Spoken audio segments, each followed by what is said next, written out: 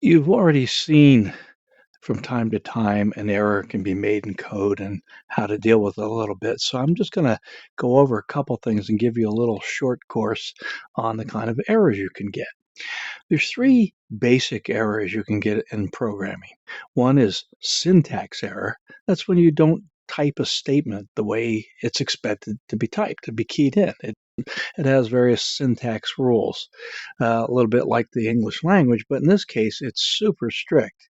If you violate a syntax rule, you get a syntax error and your program won't go on. The next main type of error is a runtime error. You've seen this a couple of times. Your program is running and then you hit some condition. A data is wrong somehow and it doesn't handle it properly. And the program ends with, you usually see the way we've been doing it now, you see a traceback error.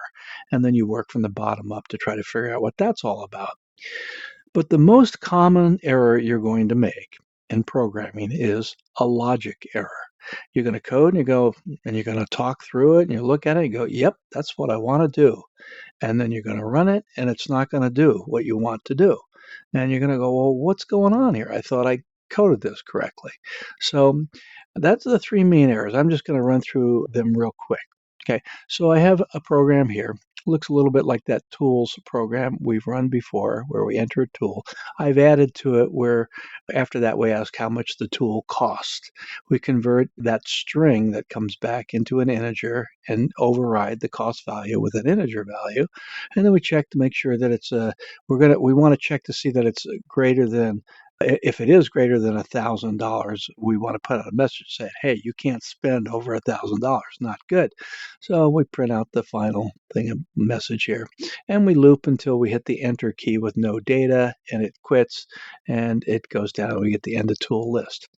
So that's, as I read it, that was my intention. And you remember here we have the tool equals dummy. It can be equal to anything other than empty string. That forces the code to run at least once.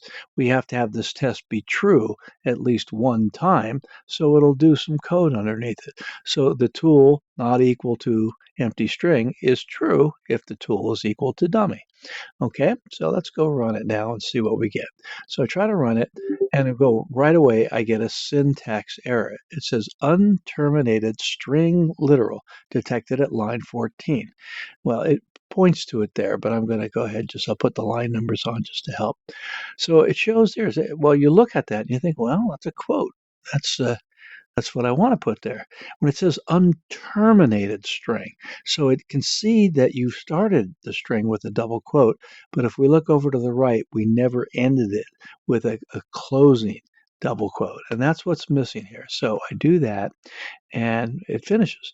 Notice when yeah, well, anyway, we get syntax errors. It points them out in idle and other tools too that you might use to run Python. It'll do it. So, okay, so we fixed that syntax error. Let's go ahead and let's run the program. So I say run. I say, okay, a tool. I'll say hammer, right? How much does the tool cost? $44. Expensive hammers. It says you're not allowed to spend over $1,000. That's weird. 44 is not over 1,000. We'll look at that in a minute. Enter a tool. I'll just say, I don't know, pliers, and I'll make a mistake and I'll put in DD instead of a number. And it says, whoa, we get that famous traceback thing. So that's a runtime error. It says invalid literal for the int. It says you can't pass D to an int function. That's not right. I don't know how to convert that into an integer.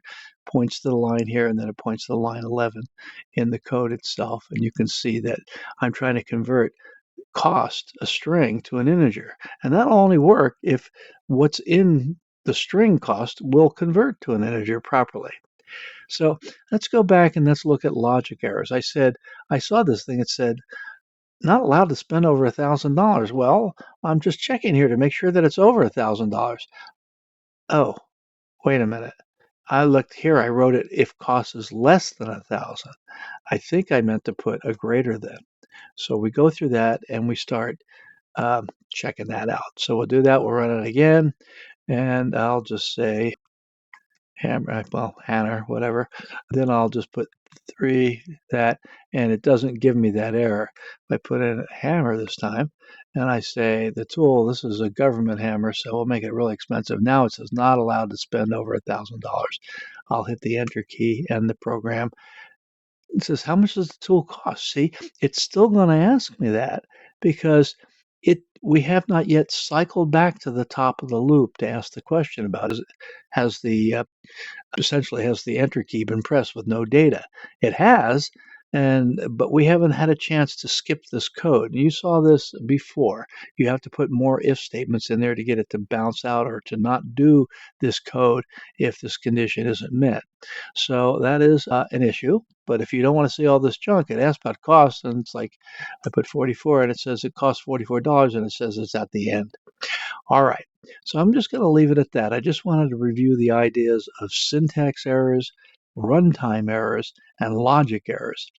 As we go on in the next section, we'll go more deeply into how to debug or troubleshoot a program that's not working. All right, that ends this one.